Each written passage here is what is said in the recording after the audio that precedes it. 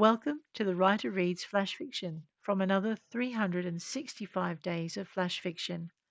This is month 5, day 30, Solitude. The old woman leant forward and poked the fire, sending up sparks with the heat from the fire pit and giving the young man a sideways glance as she did so. You want to know why I'm up here in a cottage dug into the mountain and not down there among the rest? She asked. Aldrich nodded. Truth be told, he was puzzled. She was smart. The arrangement of old circuits and glass that gave her home power and warmth told him that. And capable, if she'd crafted it and the garden herself. He didn't understand why a woman of so many talents preferred to live apart. Alone, he thought, and studied her, but not lonely. For a moment he thought she wouldn't answer, but then she did. It's like this, she began.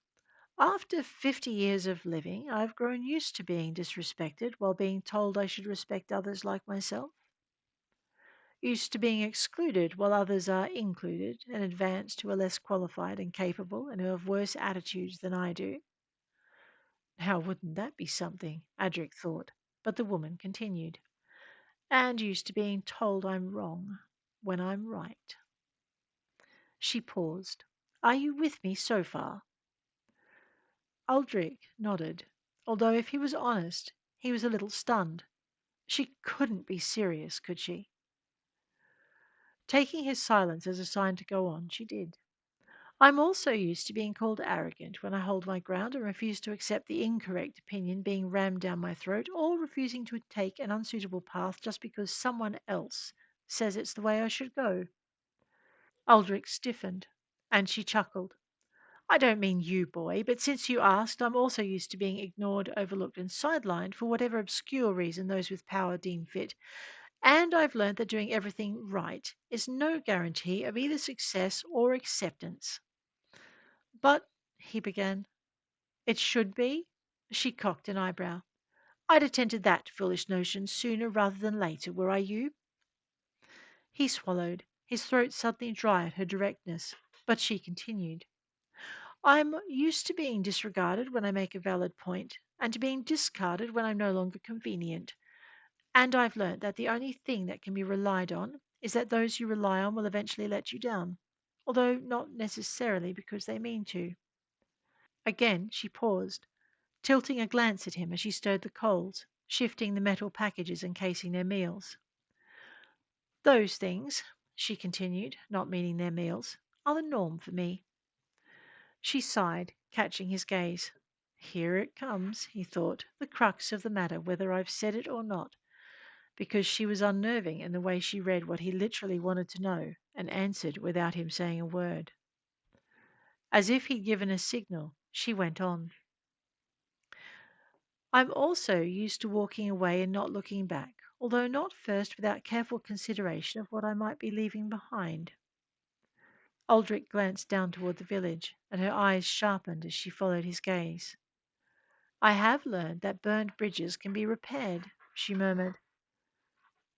So I have also learned to nuke the ones to places I leave behind. That way I can't go back, even if I'm tempted to, and so I avoid repeating the mistakes in trust I've made in the past. She looked back at him, the first glimmer of a smile curving her lips, the tiniest glint of laughter in her eye. It's safer that way. Well, that explains a lot, Aldrich thought, as the old woman scooped their meals from the fire and set them on the small stone table to cool. Not that your Agent Delight ever took notice of a bit of nuking, she grumbled. She's persistent, that one. Silver light sparkled behind them, and the old woman's smile bloomed, her eyes dancing with amusement. She took the third meal package from the fire as Delight spoke. I have a few enough friends that I'd be a fool to forget a single one of them, she said, and the old woman's hands trembled as she set the third meal package down to cool. The answer's still no, she replied, still smiling, although her eyes grew wary. You haven't even heard what it is, Delight protested. The old woman turned to Aldrich, and mischief once again danced in her eyes. And you're going to ask me why I was so cynical, she stated, her face alight with amusement at his chagrin. Aldrich blushed. He had thought about it, but there hadn't been a hope in Hades he would ever have dared. Watching Delight take a seat at the other end of the fire, and seeing the old woman's focus sharpen as she handed out their meals, he wondered if he'd come at the wrong time, if the evening was going to become a lot more interesting than he'd bargained for.